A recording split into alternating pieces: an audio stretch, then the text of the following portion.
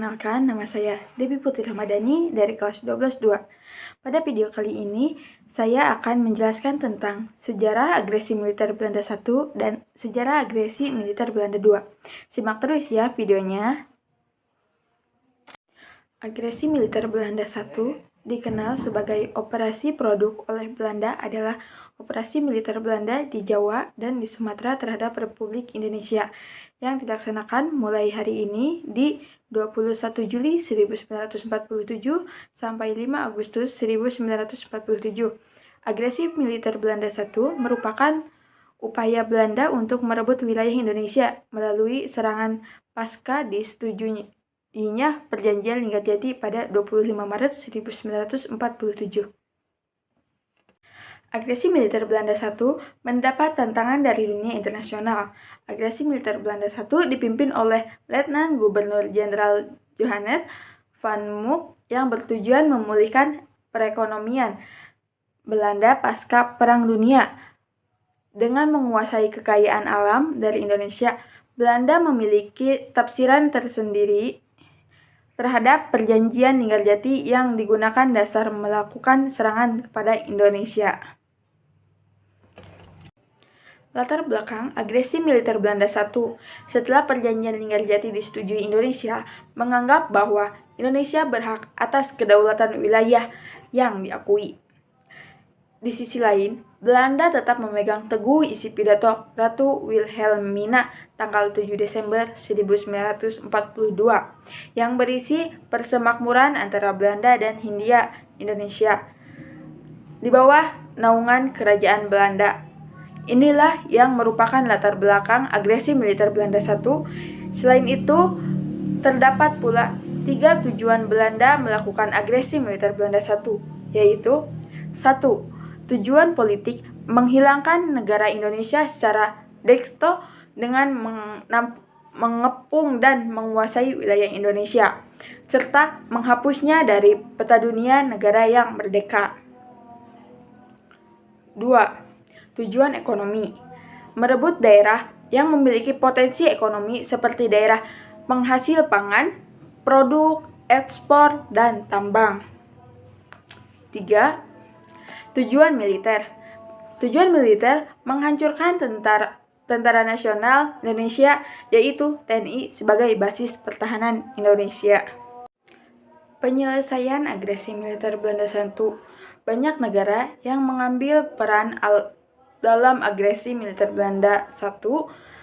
Belanda sendiri mengirim surat kepada Sekretaris Jenderal PBB untuk membela diri dengan isi surat. Belanda menuduh Indonesia tidak melaksanakan isi dari Perjanjian Linggarjati.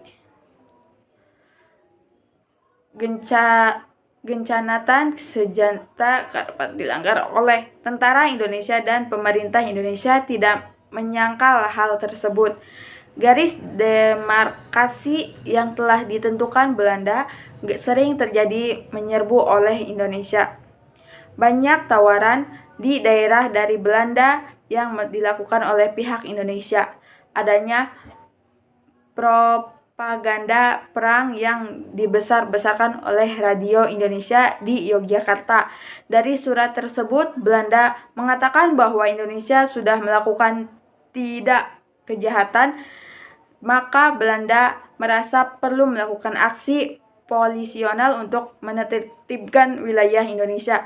Namun dunia internasional menganggap bahwa pernyataan Belanda melakukan agresi militer di Indonesia.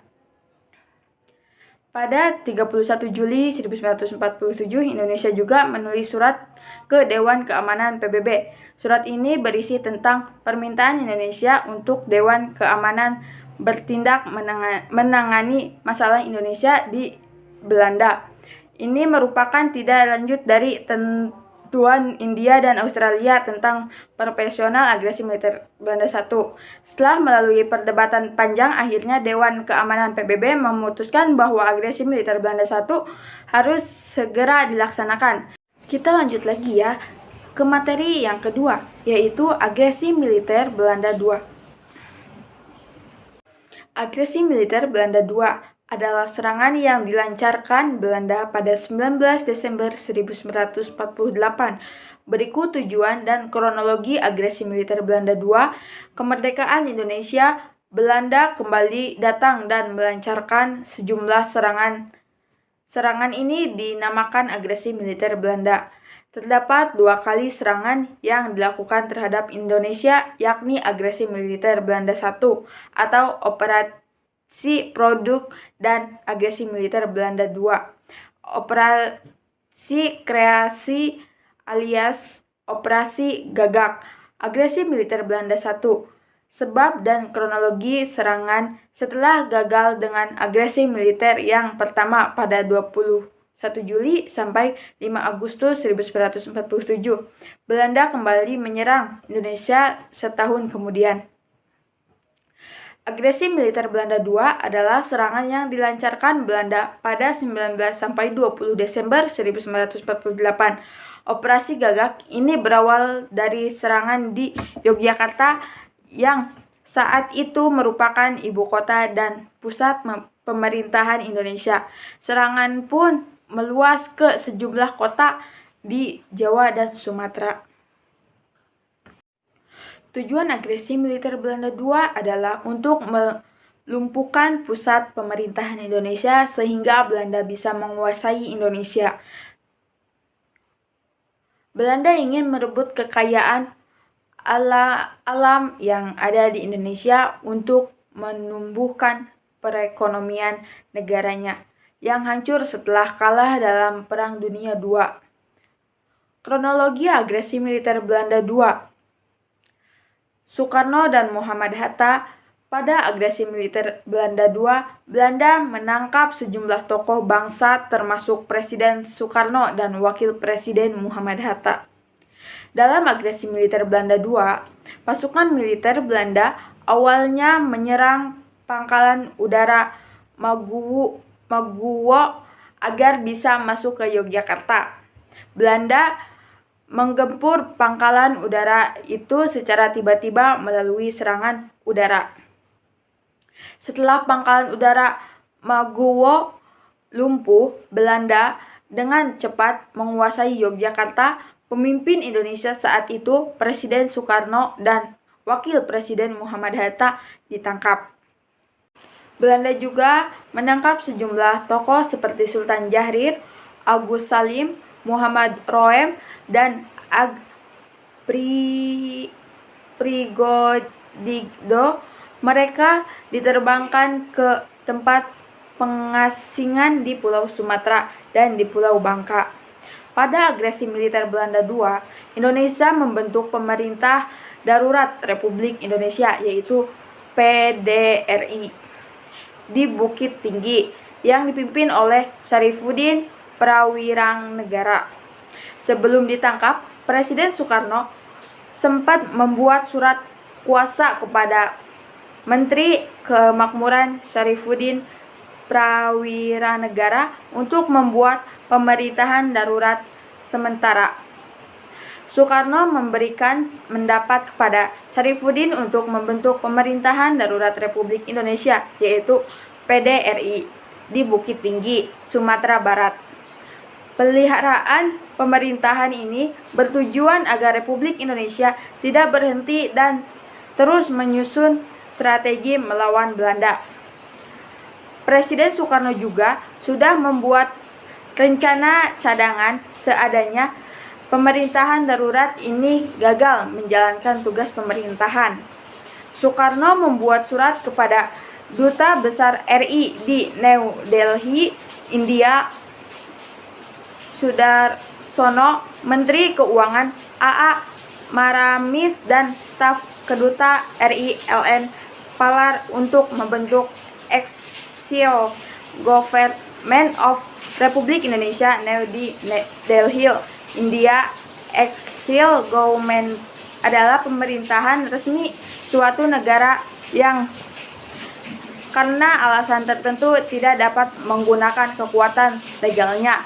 Namun, rencana ini tak jadi dilakukan karena PDRI berhasil membentuk pemerintahan sementara pada 22 Desember 1948. Sejak saat itu, tokoh-tokoh PDRI menjadi incaran Belanda. Namun, PDRI tak gentar dan menyusun sejarah perlawanan dengan membentuk 5 wilayah pemerintahan militer di Sumatera, yakni di Aceh, Tapanuli, Riau, Sumatera Barat, dan Sumatera Selatan. Perlawanan terhadap Belanda juga dibantu berbagai laskar di Jawa. Serangan Belanda yang terus digencarkan justru mendapatkan kencaman dari dunia internasional. PBB mendesak Belanda membebaskan pemimpin Indonesia dan kembali memenuhi perjanjian Renville. Belanda pun membebaskan Soekarno dan Hatta pada 6 Juli 1949. Pemerintahan pun kembali pulih pada 13 Juli 1949. Belanda dan Indonesia juga merundingkan perjanjian Roem-Royen. Sejarah perjanjian Roem-Royen dan tokoh delegasinya, itulah sejarah agresi militer Belanda II beserta kronologinya.